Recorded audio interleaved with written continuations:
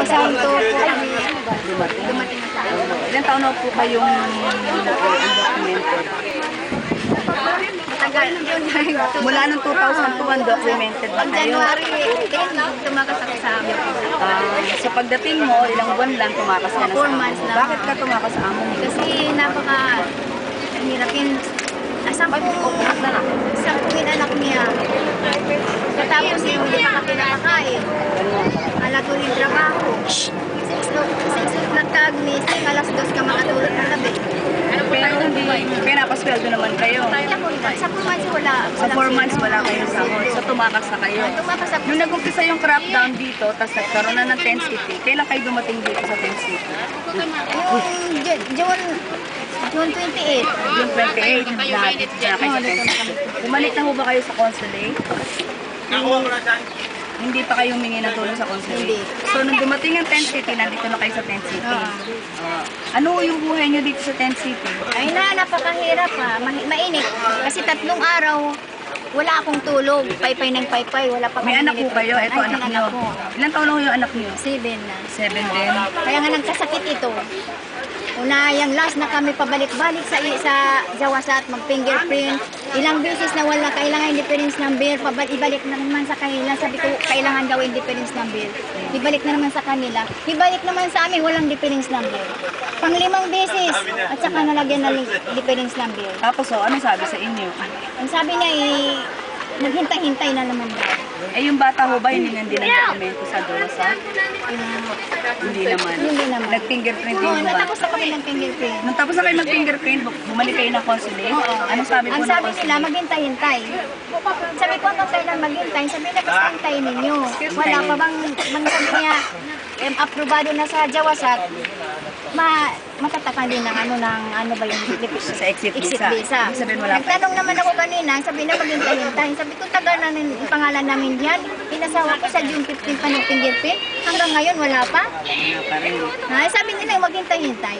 Ano, puro na lang maghintay. Sige ho, Mas manawagan nauna kayo pa sa yun gobyerno. huli, kaysa sa nauna. Nauna pa yung Oo. huling nag-fingerprint Oo. dito sa nauna. Kaysa nauna pa sa kami. Manawagan ho kayo sa gobyerno Kaya natin. ito inihiling ko sa gobyerno natin, sana tulungan din dito sa mga kababayan niya rin. Nakakaawa naman yung mga tao dito. Mula na dumating ako dito, nakita ko ilang buwan na, may 3 buwan, may 2 buwan, may 4 na buwan dito. Naghihirap yung mga tao dito lahat. Sa totoo lang, kahit ako, hirap ako sa I-charge. bata pa kayo makakaya. Ay, tayo pa kayo, bata pa kayo. Kahit kung matanda na, I-charge. kaya ini. Kaya yung daming bata dito nagkakasakit. Yung mga tao wala na sila, wala ng trabaho. Ayun o. Kaya nga sabi ko, ako wala na akong pera pambili ng gamot sa anak mo. Hindi at tinulungan yung anak ko. Ipadala sa ospital. Yung nakaraan Friday, sabi ko, GR rin anak ko, di kaya init dito. Tumawag siya doon papasukin yung anak ko. Sabi niya bang hindi nakalista dito? Hindi pwede pumasok. Sinabi ko na consulate siya. Ano yung tinawagan niya? Sabi ko, umiyak ako rin sa labas. Sa totoo lang, umiyak ako. Sabi ko, bakit nila pinipilit yung tao? Gusto nila pa mamatay yung bata? At saka papasukin sa loob. Kasi sabi ko, kapag hindi ako papasukin ngayon, isusumpa ko yung inibasito. Mabuti may nagbukas ng pinto. Sabi ko, papasukin ako. Masamang pakiramdam ng anak ko. Sabi ko, bang ako palabasin talaga sa loob ng suko. Mag-aawayin ko talaga yung basito. Ako palabasin nila sa loob ng akong masamang pakiramdam. Kahit nadaan-daanan nila na ako nakahiga, wala man silang sasabihin na ng doktor.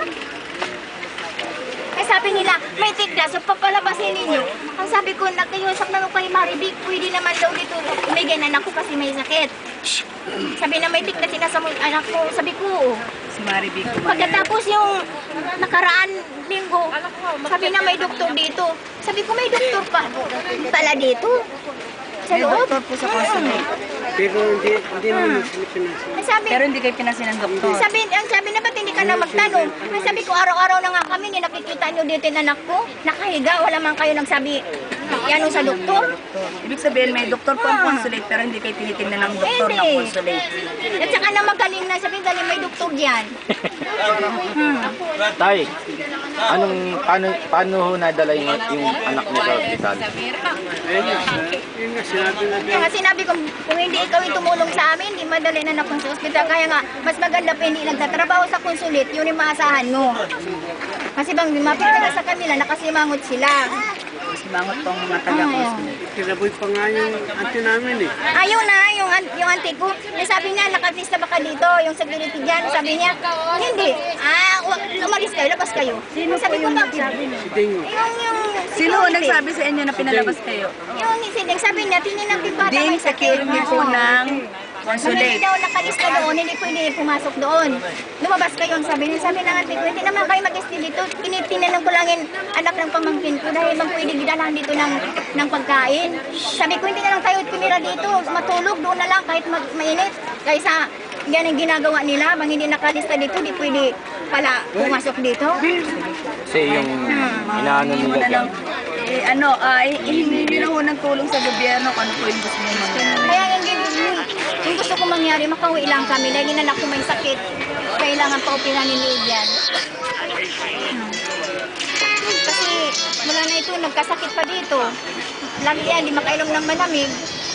Mag-ubo, tapos lagnatin. Bawal naman, bawal sa kanya. Kaya ng isda, itlog. Sige po, okay na po. Ayun, patuyo na kasi yan. Kaya maraming salamat.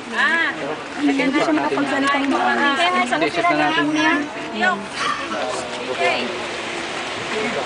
Oo,